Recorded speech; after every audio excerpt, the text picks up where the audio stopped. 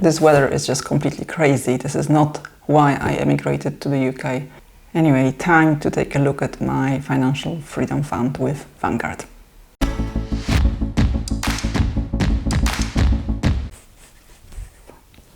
Okay, I'm totally melting today, so this will be a quick update, nothing long. I hope you're enjoying this weather much more than I do. And in case you missed my other update, I finally made the video about InvestEngine and my current year's ISA. You can see it in this video. I don't know about you, but I'm getting used to the numbers being low at the moment. In case you're really getting discouraged and you missed some of my videos, I spoke about how to stay sane and keep investing in this current climate in this video. And I also made a video about what to do if you're tired of your financial independence, retire early journey. And that video is here. Okay, without any further ado, let's take a look at my portfolio. In fact, let me just do one thing. If you don't know this, I swear by this, it's just thermal water and you keep it in the fridge and it's blissfully cold. Fully recommend.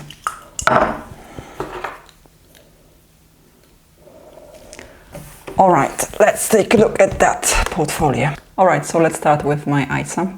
Normally, not many changes here this tax year, but there have been some dividends paid in, so I reinvested them. Let's take a look at my transactions first to see what happened. Since the previous update, I got some dividends, as I just said, and I reinvested them. Let's take a look at my investments. No changes here. Emerging markets still in red. That's the usual. The rest are doing just fine.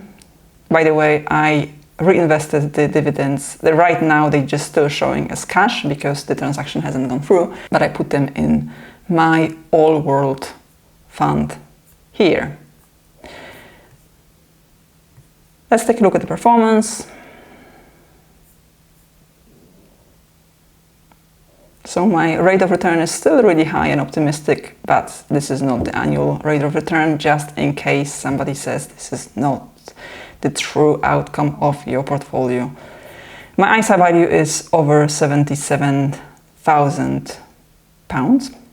And as you can see, it's super choppy at the moment. Let's take a look at the last month. Up and down and up and down, not much change really. Let's take a look at calculations. The fees.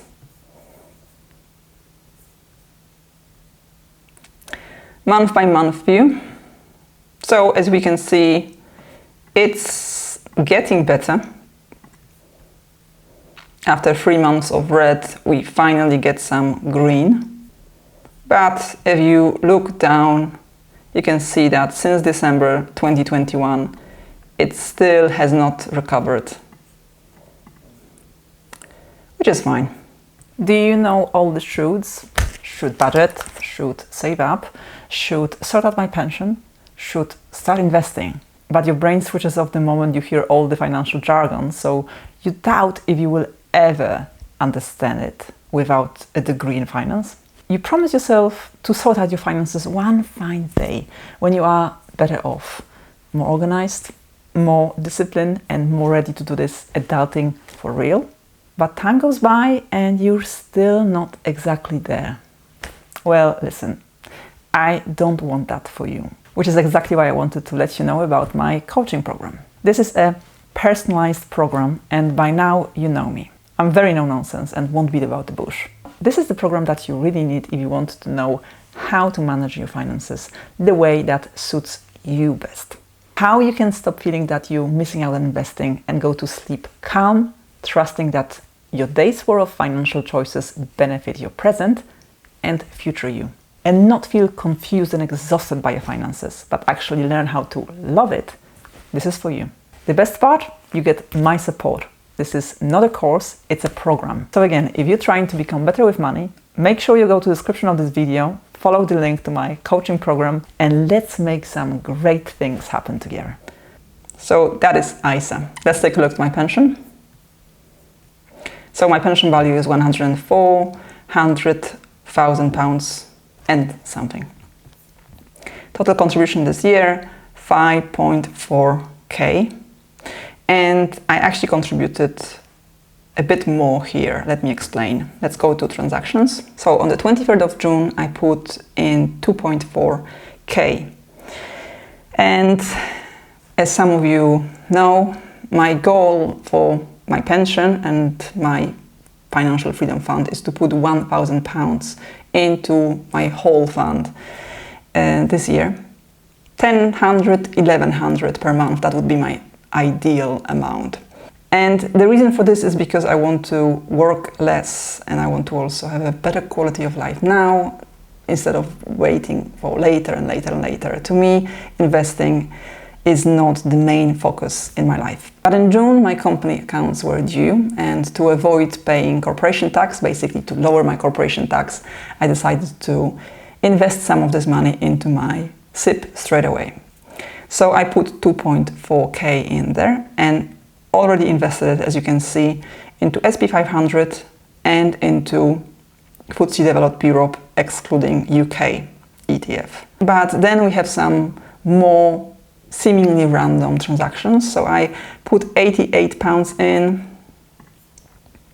then 396,516, and that was again to lower my corporation tax. As you can see, it's all in the month of June. I haven't invested money yet. As you can see, I also got on the 4th of July some dividends into my SIP, slightly over £50, and I haven't invested that either. The reason for this is because I already invested my £1,000 for June, July and August.